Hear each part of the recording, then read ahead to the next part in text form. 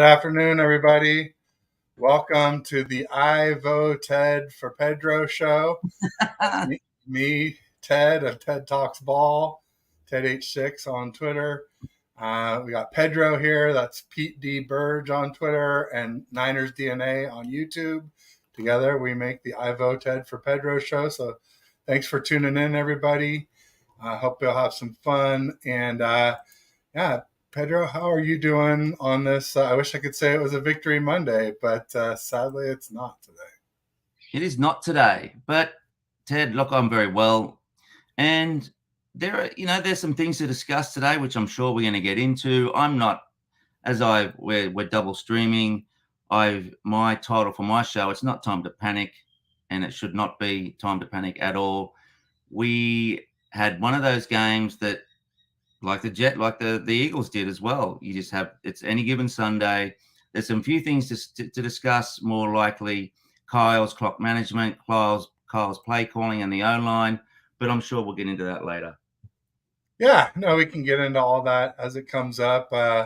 Plenty to discuss, plenty that went wrong yesterday. Can't really blame one person or thing. It was a calamity of errors. The 49ers sort of self-destructed. I played around with a few different titles for the show and finally settled on something like 49ers and Eagles are both lose, no more undefeated teams. But I talked about like how, Jim Schwartz owns Kyle. He's 9-1 against him now. Or the 49ers self-destructed or imploded. All those types of things are kind of true. And yeah, we are streaming to both channels. So if you're on TED Talks Ball, make sure you get over to Niners DNA, give Pete a like and subscribe. And same thing, if you're on Niners DNA, pop over to TED Talks Ball and give me a like and subscribe when you get a chance. Also, if you're watching on a browser, open up 2 tabs and just be sure to mute one. And that way you can get us all the view hours, which really helps us out. So thanks in advance for that. We've got Red Jet Shell in the house saying, let's chop it up, Ted. Niners. Thanks, Red Jet. It's great to have you here. Appreciate you, as always. Wonderful. James Dernall in the house says, well, I'm back on the train. Moody is duty. I am definitely not there yet. I mean, I feel like he could have obviously done better. He missed 2 kicks, but they're the first 2 kicks he's missed all season. So I'm sort of in wait-and-see mode. I will say I didn't get like the warmest and fuzziest of feelings. Did you see his after the game interview, Pedro? No, I did not. No. Did they get him up on the in the locker room? Okay. No, I'll have to have a look at that. Tell me all about it, please. Yeah, he looked like he was about to start crying. And so that definitely doesn't give me the warmest and fuzziest of feelings. But I guess you could spin it either way. You could also say, he obviously really cares and means a lot to him. I think he does. Yeah, so I think let's he hope does. that's the case. Yeah, he's a rook, and look, that all the arguments about 3rd round pick, etc. But like you said, it's the first kicks he has missed. I'm not excusing it, but well, I guess in some ways I am. But what I'm saying is that the fact that he was so distraught afterwards really shows me the type of person he is. He really cares about what the team that he's playing for and his teammates. I look at, again, we could have got him to 30. I think, 30 yards would have been a much easier kick. Like Kyle has to be thinking to himself, okay, it's going to be a high pressure kick from a rookie. They had 40 seconds. Let's get him to 30 yards, right? That's what if I'm the coach, I'm thinking I've got to set my rookie up for success. Let's get as close as I can. Even a run play from Jordan Mason, and you worry about it getting punched out and all that sort of stuff. But that was, and then again, it's not all Kyle's fault either. But there was some variables there that I think contributed to. And I don't know if you noticed it, but yeah, I think the laces out. I think the laces were in a bit of a funny position as well from when he kicked it. So, there's some things there. And look, I was sitting there watching it thinking, this will be good. This will be, we didn't deserve this, but we're going to get away with it. and alas, it didn't happen. I felt sick, obviously, but that's the way it goes. Yeah, no doubt about it. I didn't notice about the laces. I'll have to check that out. Um, yeah, I'm not ready to throw him out just yet. There was obviously the preseason stuff spooked me, where he missed so much during preseason, but then to be perfect to the regular season, some people said, "Oh well, there was no pressure." I said, "Well, there was pressure when we were losing to the Rams, and he made extra points and I think some field goals when we were coming back to take the lead against the Rams." So I'm not going to sit here and say that it's been no pressure either so far. Obviously, not as big a pressure as that one, but Robbie Gould missed a 41-yarder, same distance against the Raiders New Year's Day, and that was in a dome, not with the wind and the rain and all that stuff. Not to mention the fact that one of the Browns special teams players almost blocked the damn thing too. So there's a lot of stuff going on there. For sure, we got Alex Simpson in the house coming to us from across the pond. Alec, were you at the watch party with Joe Staley and everybody there? It was like El Presidente, Lee Galland, and Vice President of the 49ers Faithful UK. Paul Hope was there as well too. And it was a big turnout, and Joe Staley was there, which was pretty cool. So a lot of those guys got to meet him. Let's see here. Red Jet saying, we good? Just got to regroup, get it right. Just glad the injuries to Samuel and CMC aren't terribly bad. Tell me, I don't know down here. So it's early morning here in Australia. Yes. Red Jet Shell, thank you very much. What's happening? Well, we got an update. So basically, it was Clayton Holloway who quite frankly, I don't even know who the heck he is. He is somebody who has as many followers as he follows. He follows 800, so that's not a great sign for a credible source. But he said 49ers Kyle Shanahan gives injury updates on Christian McCaffrey, oblique ribs, Debo. CMC is currently having an MRI, so we don't really know CMC yet. Debo will be day to day. That's good news. Trent Williams is an ankle, and he does not have a high ankle sprain, so that's really good news. I should probably try and look up a more credible source. Yeah, honestly. I've been trying to look. I go to Lombardi. He usually gets some good. So here's Raj, RSF 49ers, and he's saying the same thing. Christian McCaffrey, oblique rib, getting MRIs to determine severity. Debo shoulder day to day, Trent Williams ankle day to day, but he didn't even say not high ankle. So that part may not be true. I don't know. We'll see.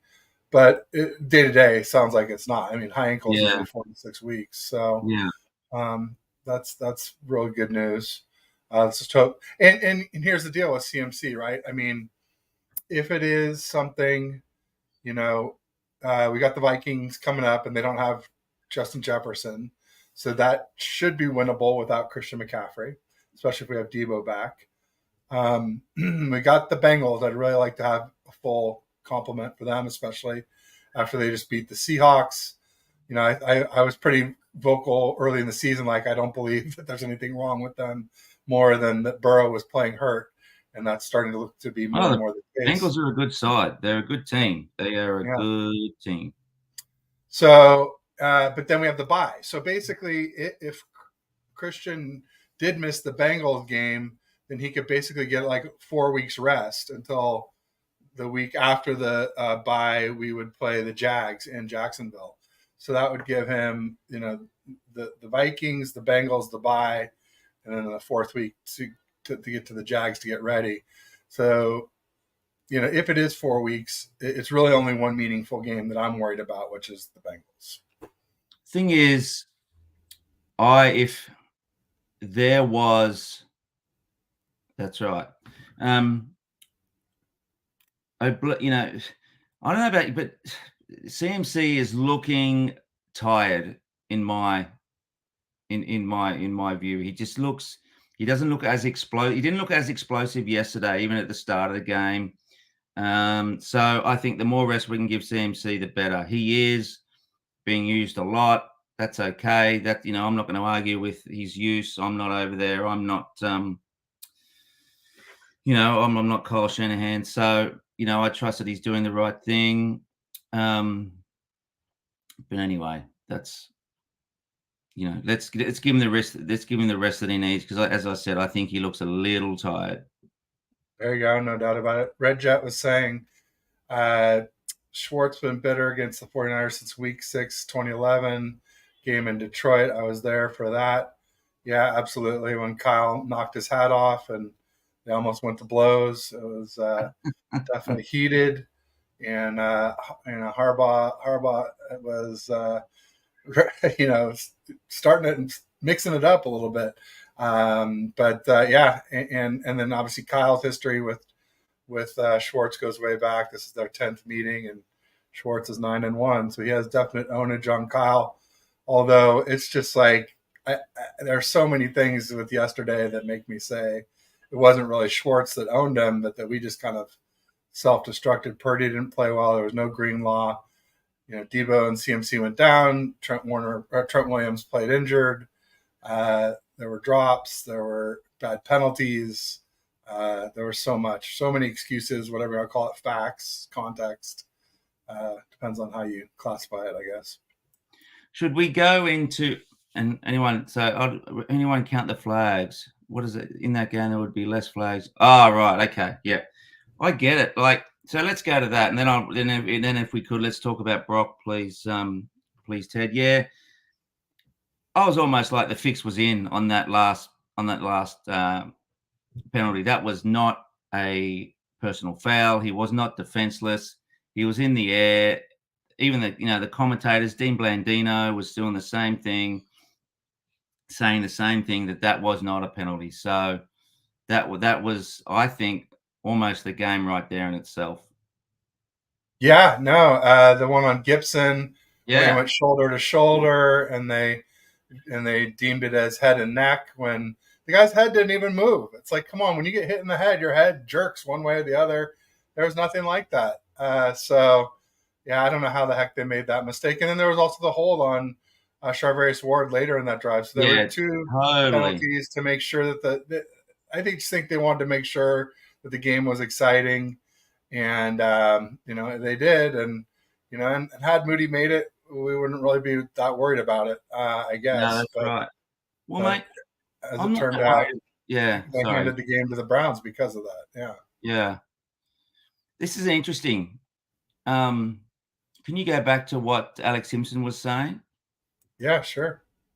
No secret how to beat Kyle, and that's to keep him out of a play calling rhythm. And that's right. He's talked about way back to when, he was bringing in the 2021 season when he was using Lance in for packages and stuff like that. And his reasoning was that it helps him. It was throwing him out of play calling rhythm. And Kyle likes to get in a rhythm whereby, it's almost like a chess match for him, right? He knows how to set up. He sets him up with a run or a play action or, this, that, and the other.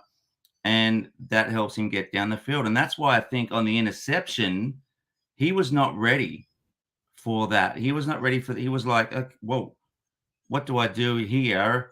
And his rhythm was out. And so I think that was one of the big reasons we didn't get any points on that drive, obviously, that we missed the kick. But we punted on that because we got a sack or a tackle for loss. Anyway, good comment, Alec. I like that because it's true.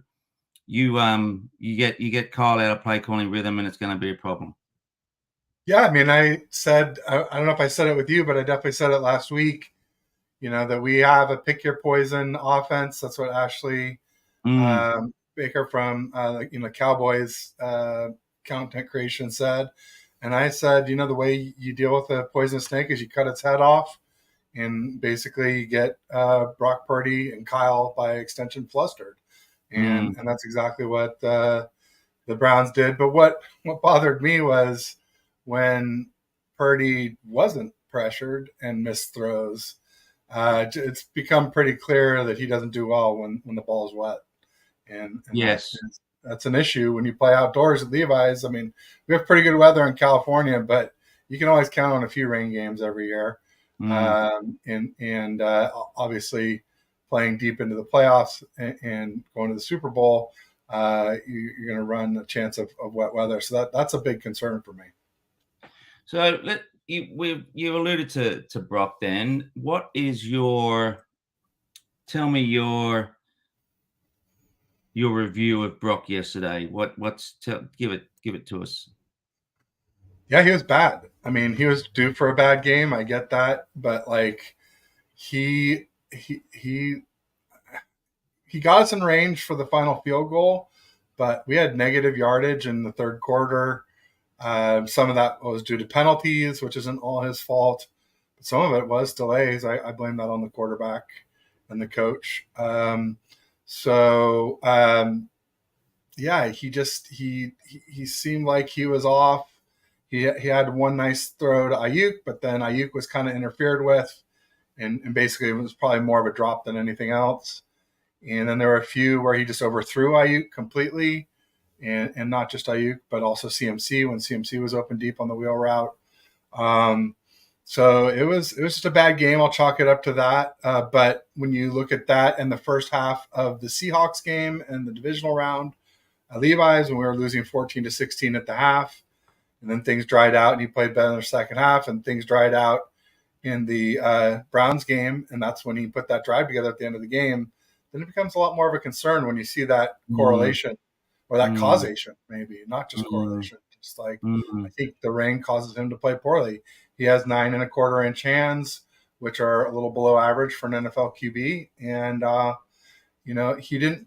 I think he played well in some games at Iowa State in the rain, but let's remember college footballs are smaller than NFL footballs, so mm, where you might not have a problem with the college ball, the NFL ball could be just big enough to cause an issue. mm. Okay, so I'm seeing, I read there's some comments, on the Athletic and on Twitter and stuff. Obviously there's some stuff around there.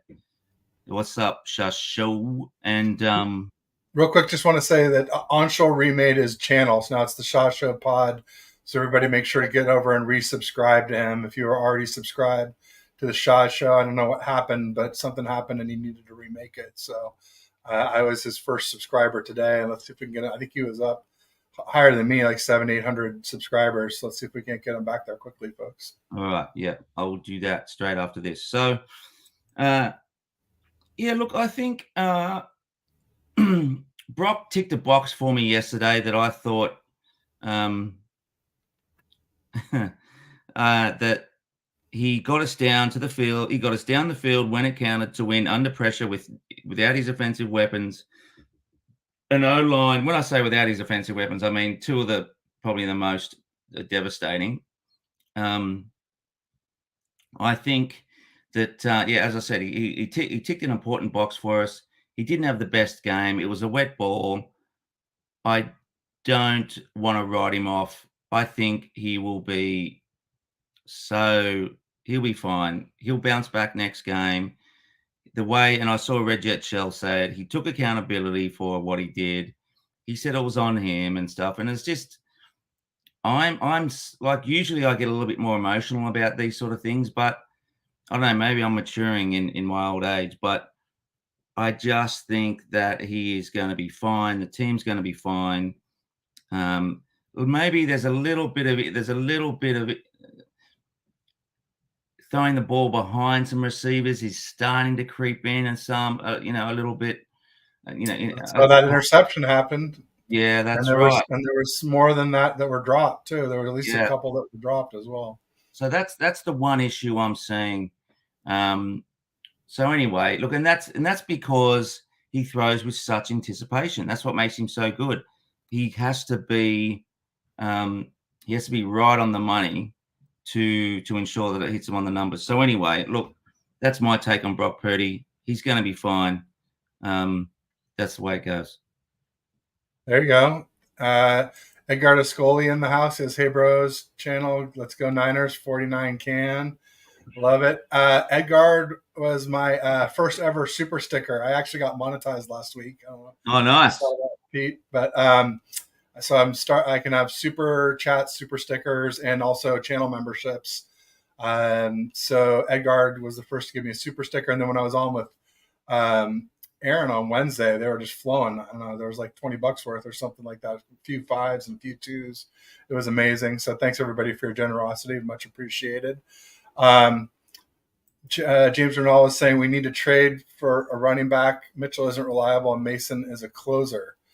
Um, yeah, I mean, Mitchell is not reliable from a health perspective, but I think he's pretty close to Mason as a runner. The one thing I would say is that Mitchell never fumbles, and that's one reason. Like, if we did keep him, like, why I would be sort of okay with it. Um, but yeah, I don't feel like we can count on him to stay healthy, which is tough. Um, as far as I don't know, what are your thoughts on the running back situation? I mean, I heard that James Conner might be available for as little as a 6th round pick. That would intrigue me. He's a hell of a runner for the Cardinals. Big, powerful bruiser. James, I would snap him up. I think he's great. I think he's a great running back. There is no doubt that after there is a drop from CMC to the next running back, right? Mason is good. He is a closer though. He's on the field for the last 2 quarters. Mitchell he's dropped, I think he's a little gun shy because of the injuries he's had.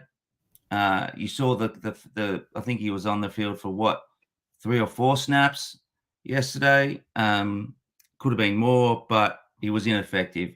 So if James Conner's available and he's only going to be a 6th round, get on the phone, get him, because as we know, CMC is up on a platform that is Everest high, and then you've got the other two, which are good running backs, but they're not in the same league as CMC, who's going to be a Hall of Fame player. Exactly. Yeah, I think so too. And Grant Cohn was kind of saying, oh, Mitchell, he's had too many injuries and he's just not himself. I just think he's not played himself into football shape this season. I have very, very little doubts that once if he can stay healthy long enough, that he'll be very comparable to Mason as the back, but just, maybe a little more reliable from a fumbling perspective. Now, Mason hasn't fumbled in the regular season, but he fumbled in camp a fair amount and in preseason games. And people say, oh, well, those don't count. But to me, it counts at least a little bit. It's like we talked about all that stuff off season. Like, it's not everything, but it's not nothing, right? It means something to me anyway. So, I would love to see us get running back help, nickel corner help. I was saying defensive end help. Randy Gregory sure had a hell of a game. He played well. Like, that was a fantastic little maneuver. But I don't want to go back. Can we just the offensive line? Like, yeah, this again is showing they had a really good game against the Cowboys. Mm-hmm. And I think that was a bit of an outlier. I just, as you saw, with a really good defense, like that defense is unbelievable. And yes. So, and maybe the best in the NFL. Yeah, probably. Well, I thought they were after yesterday. I think they're the best. And we know that this draft was really, really low on offensive tackles. So what's the solution here? Is there anyone out there? We've got $40 million in cap, but that's going to be for next year. What do we do? Well, you know what you do? You get in a time machine and you go back and draft Dawan Jones, who pretty well handled Nick Bosa, except for the one play where he shifted out to the outside guy thinking that the center was going to shift behind him to Bosa, and Bosa got his only sack when he wasn't blocked. But Dawan Jones, we could have had him instead of Cam Latu. Really? Yeah. He was drafted several spots after Cameron Latu. And so there's one way to fix the problem. Now, I'm being facetious because that's in the past. Yeah. But I did tweet that out when Baldy was doing his thing. Bash, who I do, Balling with Bash and Ted on Fridays, he was a big Dawan Jones supporter. I was a little bit less because I thought he was maybe too big. And maybe he is too big for our system. I don't know. But he's a hell of a pass blocker, man. And not like McKivitz is doing terribly. So, but still, just to have that tackle depth in case something does ever happen to Trent Williams or he ends up retiring this year. I just am shocked that we didn't do more to help bolster that O-line in advance. Now, moving forward, there's Lyle Collins is available, who most recently was a Cowboy and then a Bengal, but he's had injury issues and he's pretty expensive. But that might be an option for tackle depth. because he is a free agent. But, as far as trading goes, I don't know that many teams trade good offensive linemen. But, you could look at who the targets are. It's like the Panthers, the Bears, all the bottom feeding teams right now that are sort of last in the different divisions. I can look that up real quickly. But yeah, I mean, or even right guard. I mean, let's face it, Burford is having problems, especially on plays where we're making completions, and then he's getting things called back. So Mm, that's frustrating mm. as heck. So it's a couple of things. A couple So of Patriots might be one. Broncos, they have yeah, Garrett Bowles. Uh, um, Titans, maybe they're 2-4. They might turn into a seller before too long. Um, Jets don't look like they're going to probably be sellers. yeah. And speaking of Jets, it was in the comments about how they saved us from not being in first place in the NFC anymore by beating the Eagles, and that was very interesting as far as all the similarities between the two games. The Eagles got injuries. Lane Johnson, their star right tackle, went down. They had Artie Slay and another defender, a pretty key defender, were out for that game, and then like they had drops. Devontae Smith had a drop. Obviously, Ayuk had a drop. Yeah. Their kicker missed one even way shorter than our kicker missed. I think it was 34 yards instead of 41. So there were tons of similarities. Both AFC teams on the road, both with really strong defenses. Obviously, the Browns are stronger than the Jets, but the Jets are a top 5 defense. So there were a lot of parallels between the Eagles' loss and the 49ers' loss, besides the fact that we were the front runners in the NFC. But now the Lions have snuck in there, and they're 5-1, and they've actually played tougher teams than us. I know. Luckily we and the Eagles have tiebreaker against the Lions because the Lions lost to the Seahawks, so that's a conference game, whereas we lost ours to AFC teams. So if we all ended up tied, or if the Niners and Lions ended up tied, we would have a head-to-head or a tiebreaker on them in that respect. But other sellers, New York Giants, but there's nothing left of their O-line that I'm aware of. I mean, they're just like patchworking people.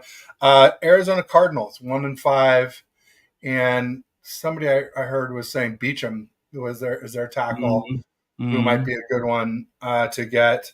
And then Bears, as I already mentioned, and then Carolina Panthers, I already mentioned. But I don't know much about the Carolina Panthers offensive line. I'm guessing it's probably not real good.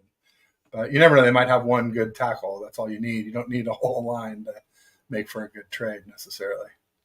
Because if we think about the facets of this team, right?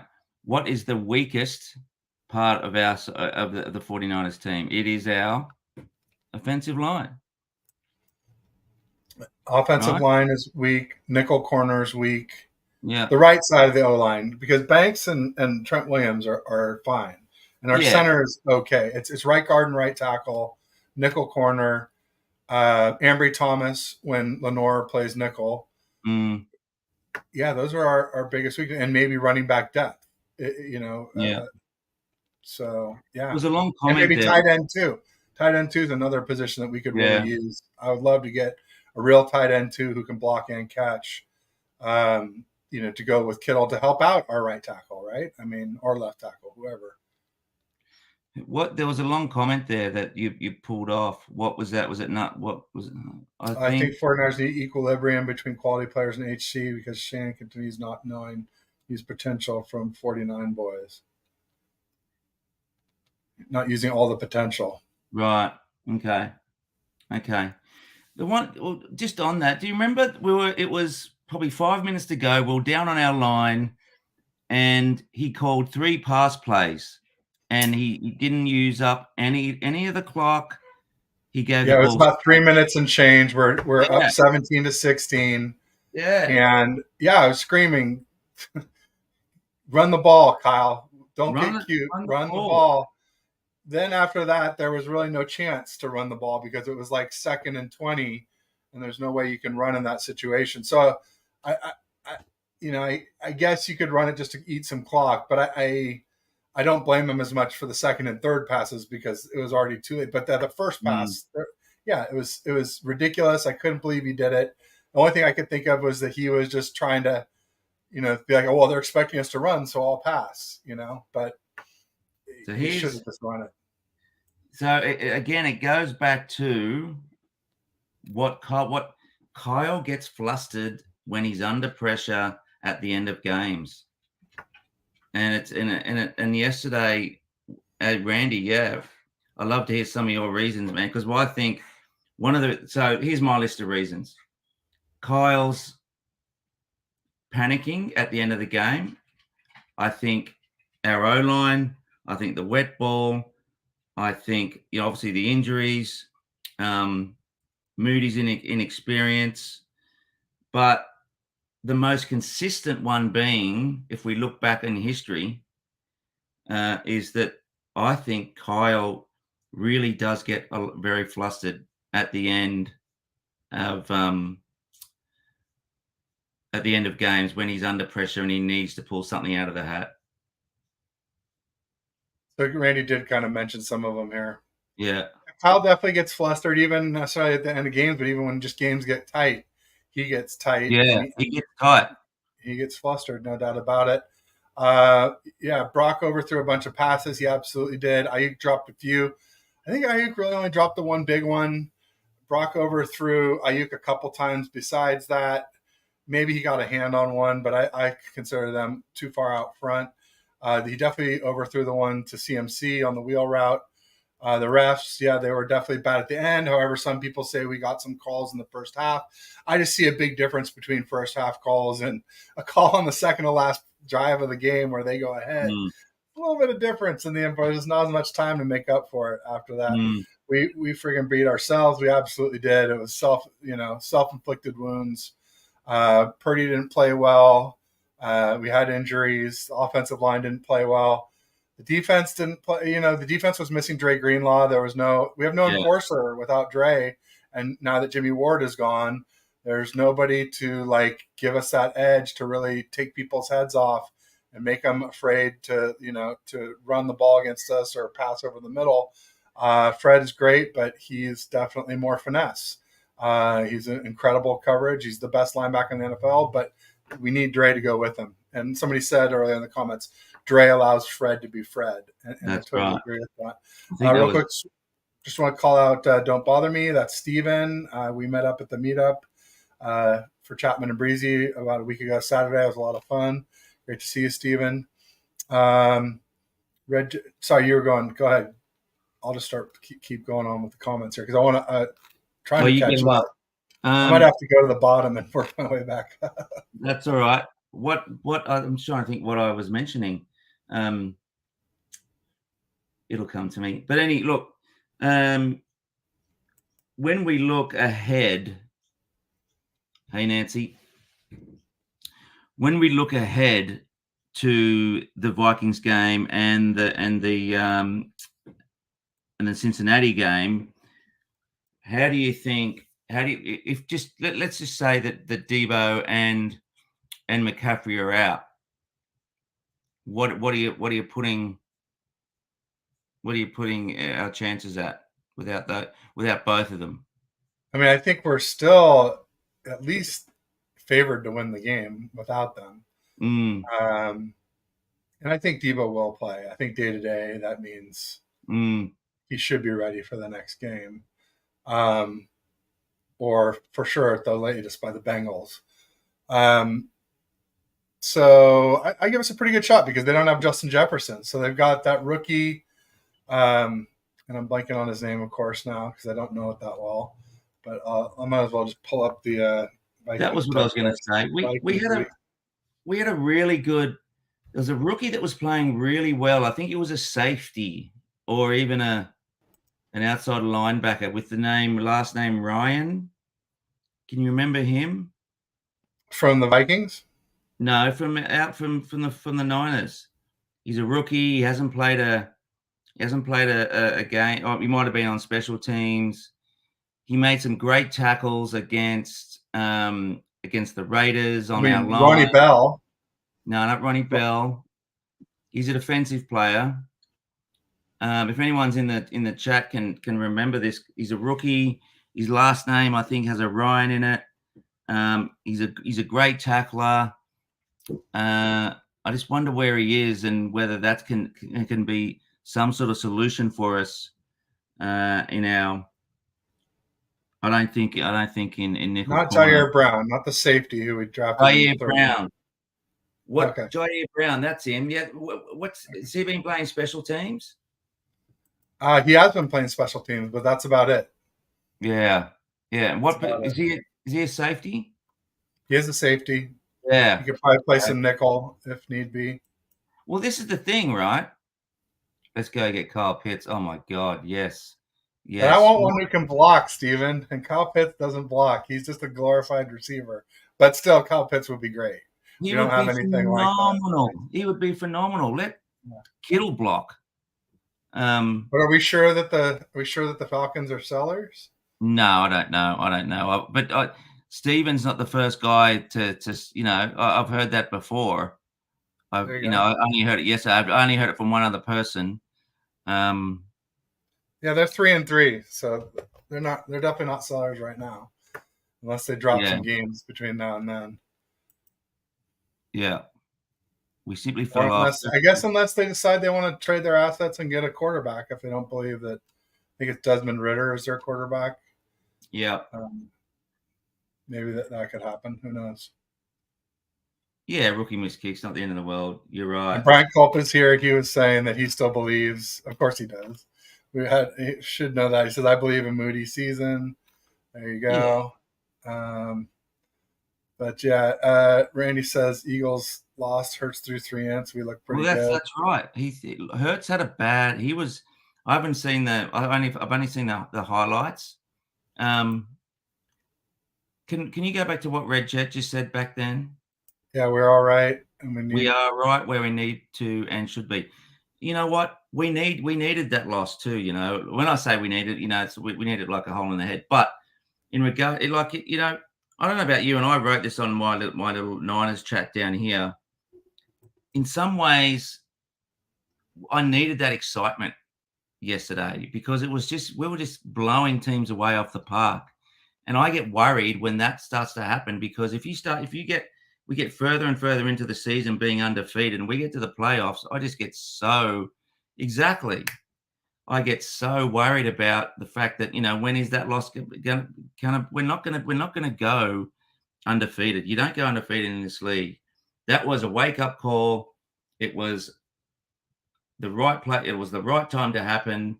And it happened with variables that were against us. It didn't happen in the cold light of day whereby, Purdy threw a lot of interceptions, CMC played bad and all that sort of stuff.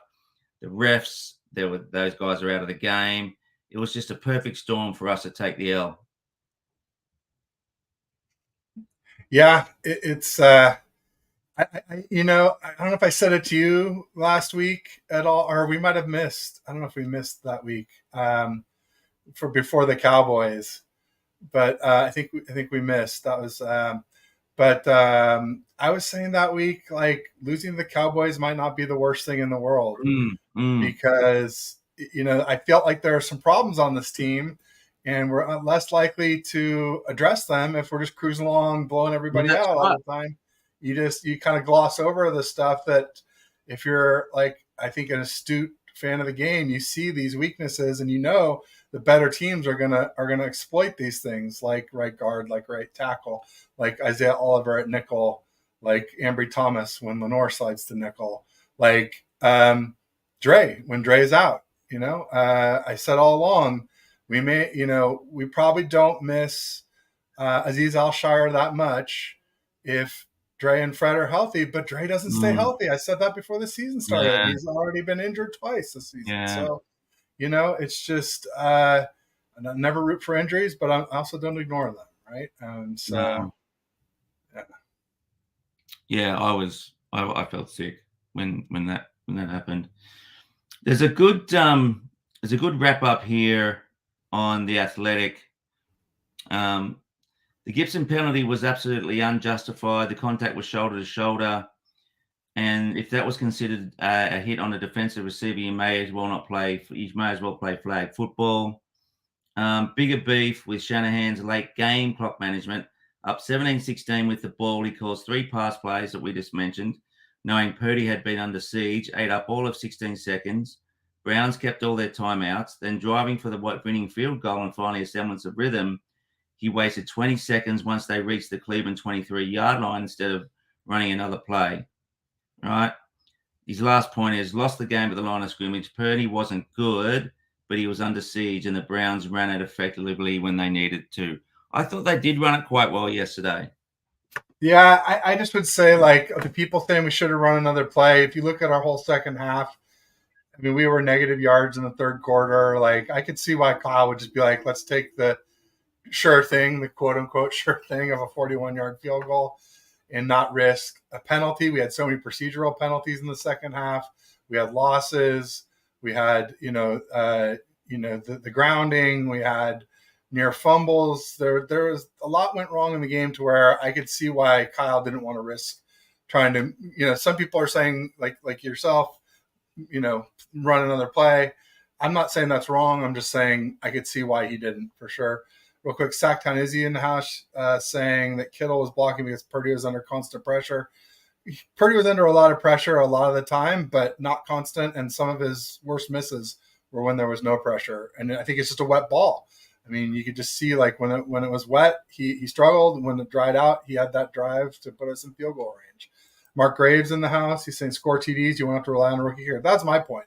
Is like, it should never have come to that with the amount of opportunities we had. We had so many bites at the apple and just never got it done. That frustrated the heck out of me. Steven says we use Kittle to block for some odd reason. Yeah, that's the problem. We need another blocking, receiving tight end so that you can bring that tight end in. You can bring in Warner who can block. The problem is then they know it's a run play because they know you're not going to throw to him. So you totally telegraph the play when you bring Warner in. Or at least his assignment, it's never to be a receiver. So that's why you need that dual threat tight end, in my opinion. Pitts only has 3 T's in 3 years. He's some here. He'd get some here. He probably would get some here. I agree. He would get some here. Brown is DB3 or safety 3. Yeah, Jair Brown. I think. Addison. That's right. That's the Jordan Addison is the receiver for the Vikings. Oh, yeah. I think he's having a real good season. It's amazing how well the Vikings draft wide receivers, especially when they're not like the first wide receivers taken. Justin Jefferson was like the 6th or 7th receiver taken in 2021. Or was it 2020? It was 2020 when we drafted Kinlaw and Ayuk. But I think Ayuk and Jefferson are looking like the best 2 receivers in that class. The other thing too yesterday was they had the ball a lot longer than us. Right? Yeah, they had the ball a lot longer. They ran a lot more yards. They threw for a lot more yards. If you look at the breakdown of the stats for the game, it was so one-sided. It's hard to believe that we ever had a lead in the game. I would just put it that way, because here we go. First downs, they had 18. We had 15. Third down efficiency, this is the only one that was about close. 3 for 12 for us, 3 for 13. We actually beat them there, but just by 1. Fourth down efficiency, no, but then they got fourth down efficiency, so they had 1 fourth down. That takes it all to them then. Total yards, 334 to 215. So they had 119 more yards than us. That's right. So 107 to 74, 107 to 174 passing yards. So 67 more passing yards, 160 to 108. So 52 more rushing yards. But really it's like, each one is like 50% higher. That's the big point. It's not the raw numbers. It's that they are 50% higher. Total plays 70 versus 55. That's right. 34 carries versus 25. They had 2 turnovers. We only had 1, but that was Brock's first interception of the season. We sacked them twice. They sacked us 3 times. Sack yards equal at 18. And then penalties roughly equal, 105 for us and 119 for them, but 224 for the game is a ton. like somebody said, more flags than the United Nations. United Well, Nations. that rushing yards allowed is the most in a season and a half. Yeah. So you can see that. I wanted to mention here. So the pressures allowed is interesting. Trent Williams 4, Burford Yeah. 3, Brendel 3, Banks 2, McKivitz 1. So McKivitz Yeah. won the day, but he wasn't facing Myles Garrett. He was facing Yeah. Zadarius Smith and probably had some help doing it as well. Yeah, but Trent Williams was playing hurt, so it probably would have been worse if it was Jalen Moore Yeah, in there, that's and right. that's what he was trying to avoid. Real quick, I want to just give a shout out to David McNiner. He says shout out to the Eagles for losing. He'll be on tonight on 49ers Coast to Coast with Bryant Culp, who's here in the audience, and Aaron Labigan, who I do First and Ted with on Wednesdays, and also the wonderful Mr. Ty Alston, 10% Ty, podcaster agent extraordinaire. And when we're talking about 10% and cuts of things, probably a good time to do a quick commercial break. You can see the TTG logo up in the corner. I'm now TTB, brought to you by TTG. They are a retail and hospitality logistics company. So they do brick and mortar, fixed furniture and equipment, transportation and warehousing, operating supplies and equipment. That's OSE. New store openings. They do rollouts, relocations, decommissions from the first mile to the final mile and everywhere in between. Travelstead has you covered. Let us know how we can help you via air, ocean, land. Closed loop solutions for retail and hospitality. So Nick and Henry are great folks. I work with them there. They have all 100% U.S. based support. So there's often snafus in this type of work, and it's good to know that the people you call to help out will be stateside and understand what your business does rather than some offshore call center where they have no clue what you do.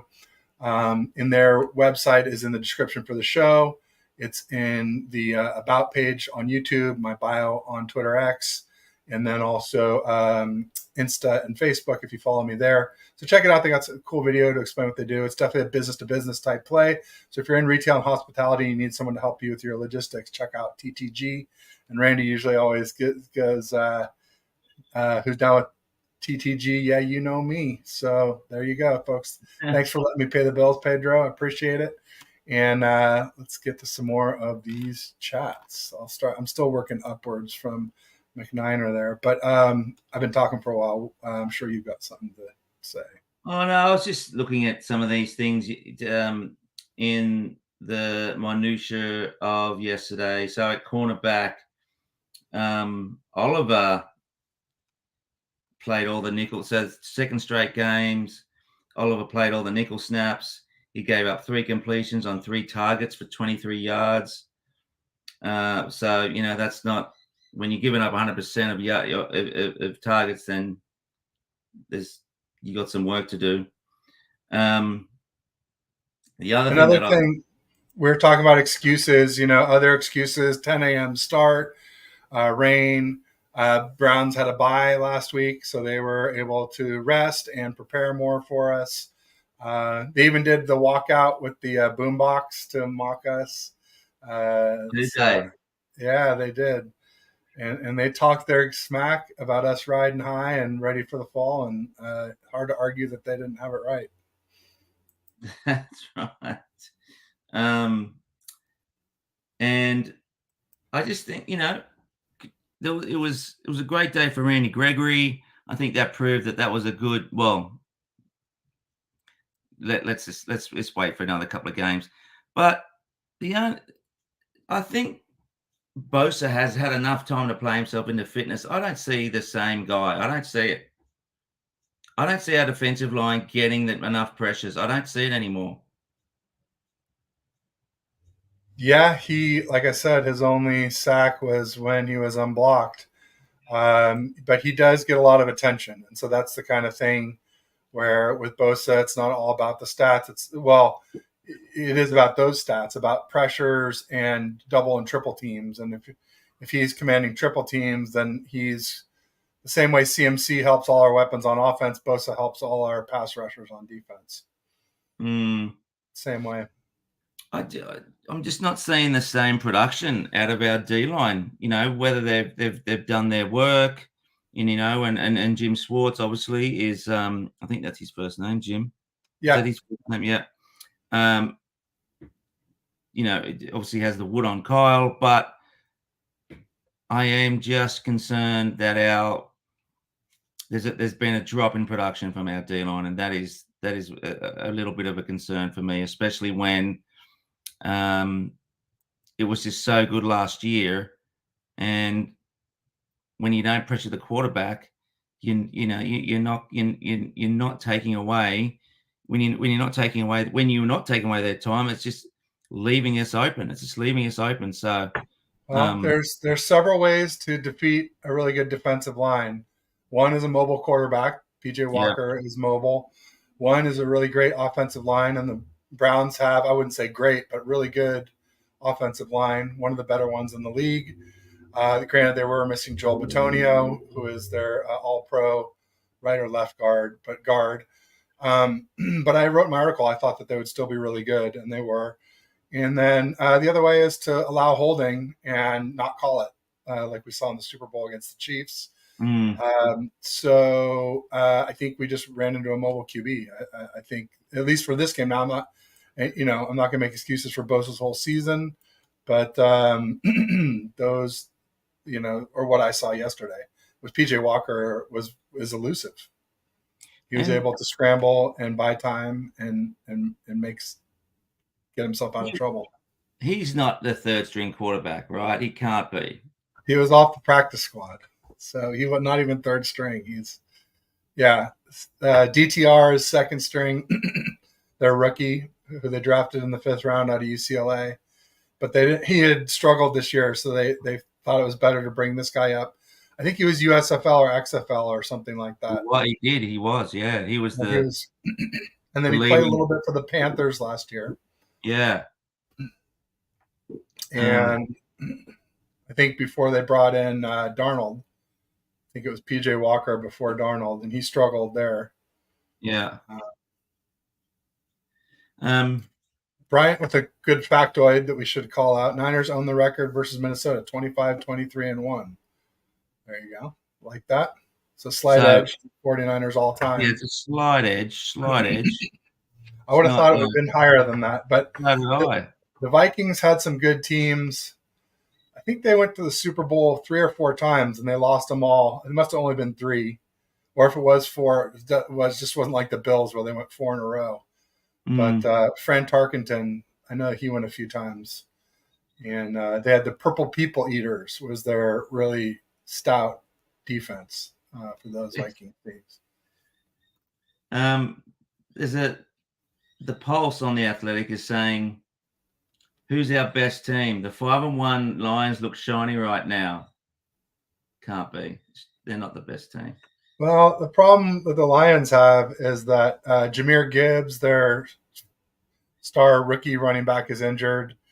And now David Montgomery, their solid back from the Bears, got injured yesterday. So that will probably hurt them. But Goff is playing really well, and he played really well without much running back help, and he threw it like over 40 times, and he's efficient, and they're winning.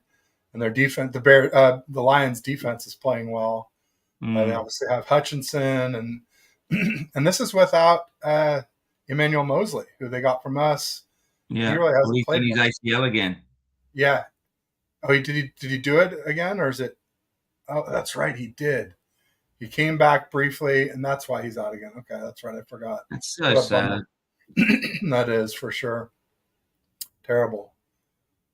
So sad. But okay, thinking about so we're going to the Vikings Monday Night Football. What are some of the key matchups, do you think?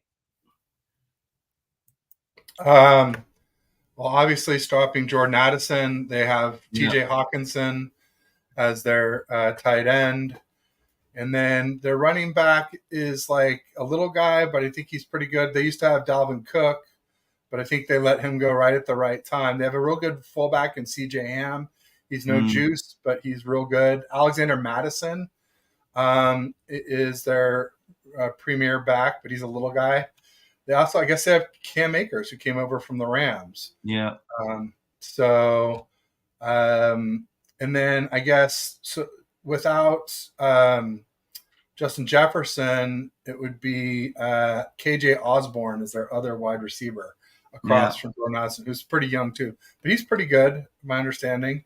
So yeah, I mean, I think it's going to be again. I think they're going to probably try and pick on Isaiah Oliver. That's what I would do. He seems like the Mm, weak link on our defense, mm. and that's what I would focus on if I was them. Got 187 in the house, saying bang bang Niner gang.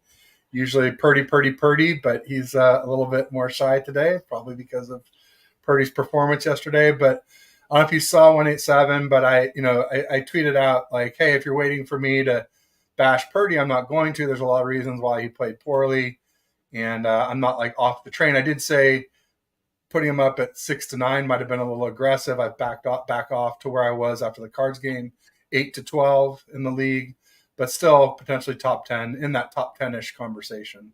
I think Purdy still is. So I think he'll do. I think he'll bounce back nicely against the.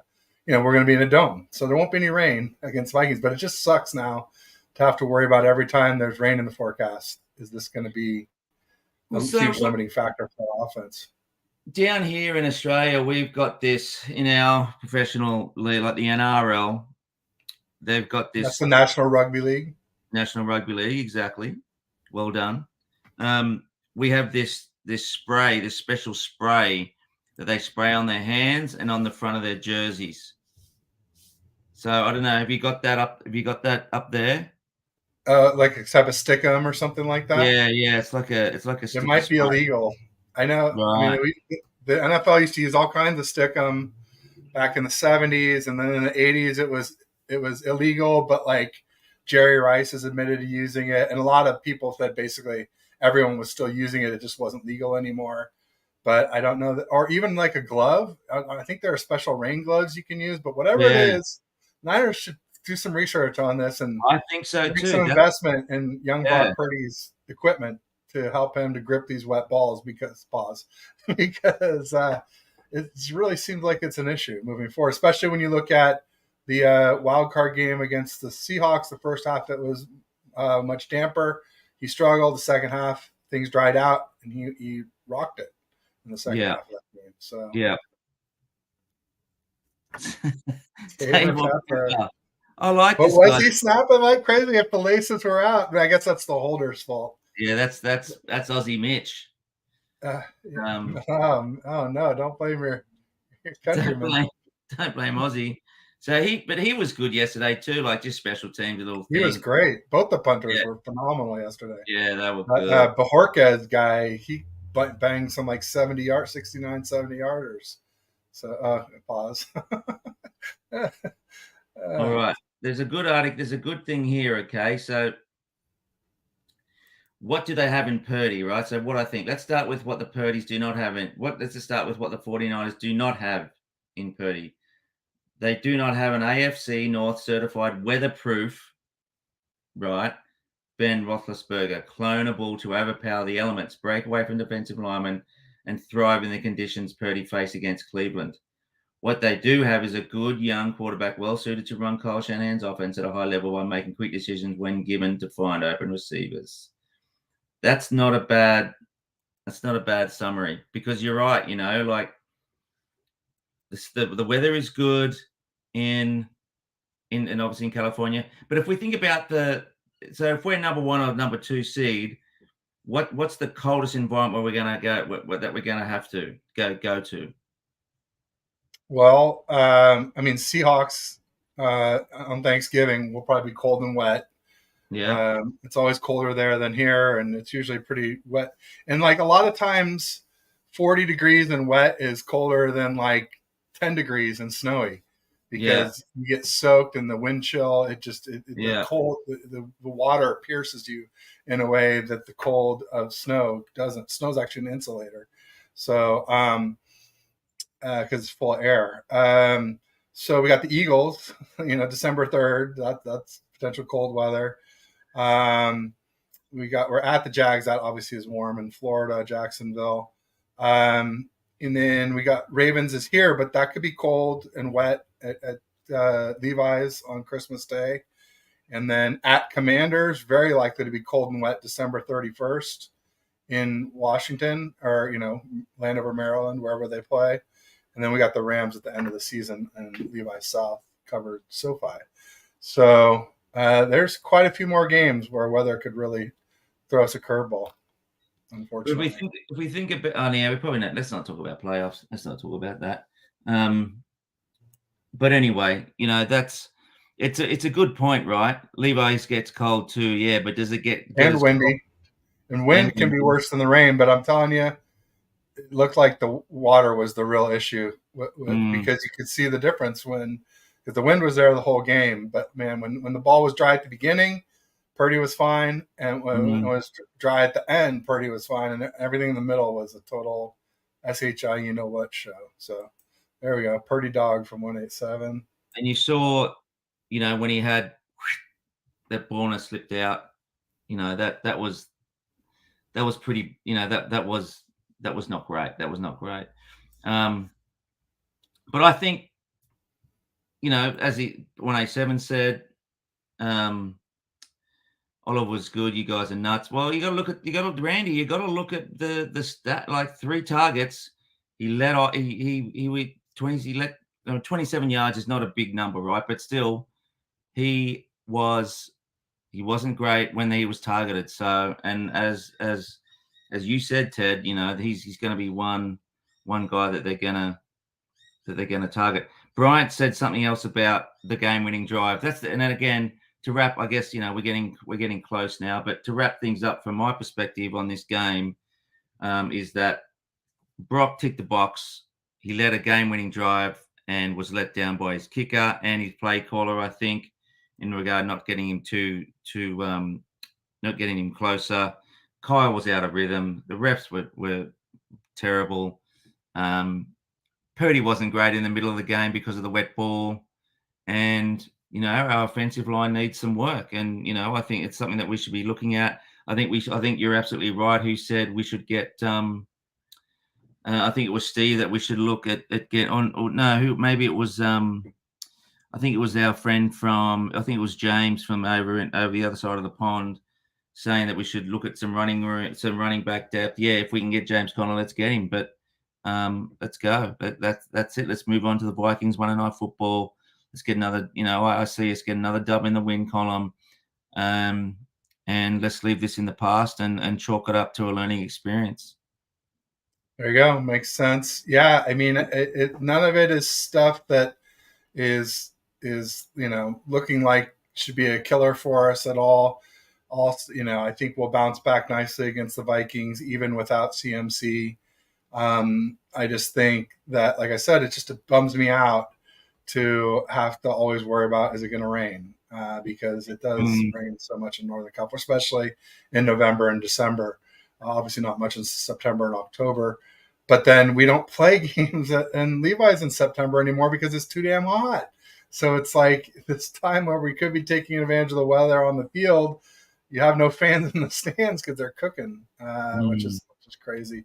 But, I said last week before this loss that I thought we would lose at least one game before we played the Eagles. And I still think we'll lose one more game before we play the Eagles. We got the Bengals. We got the Jags in Jacksonville. The Bucks, I still don't think they'll highly of them, but their record, they're doing well other than this last game against the Lions. And maybe that's just that the Lions are that good. Obviously the Seahawks in Seattle, that's a very losable game in general. It's a house of horrors for us. So I see, the Jags, Seahawks, and Bengals as teams that are threats to us between now and the Eagles. And then obviously the Eagles themselves. Yeah, that's right. And look, obviously the big goal is to get the number 1 seed, but that's a long way away, and it's not the be all and end all. So let's I'm not in a place where I'm panicking at all. There you go. Grant says he's back on. This is Grant Schick, a buddy of mine from Santa Clara U, great guy, soccer player. He also turned the slippery balls. Pause. Love it. Randy was saying all stadiums should be indoors, temp controlled, and real grass. I don't know that that's doable up in the Northeast, Randy. Think about where those stadiums are that do that. They're in Scottsdale, Arizona, and Las Vegas, Nevada, which have very specific climates that do not include tons of rain and snow in the wintertime, like the whole eastern seaboard, essentially, especially the Northeast in Ohio and you know, even like Michigan and Minnesota. I just don't know that those are doable in those locales. I think I remember seeing somewhere that's not feasible. But if anybody knows, let's talk about it soon. But I know Pedro needs to get going here. I'll just do a quick plug for my next show, which will be with Ryan No Border Sports tomorrow, Tuesday at 3:30 Pacific, 6:30 Eastern. And everybody be sure and pop by. And then obviously, Aaron and I will probably be going a little bit early on Wednesday. I have a 4:30 Vikings content creator show. I think I'll be on his show at 4:30 Pacific. So Aaron and I will probably start at 2:30 or 3 on Wednesday instead of 3:30 like normal. But thanks everybody for being here today. Appreciate it. Thank you, Pedro, as always. Make sure you follow at Pete D. Burge on Twitter, at Niners DNA on YouTube. Get over and like and subscribe, and please do the same if you've been watching on Pete's channel.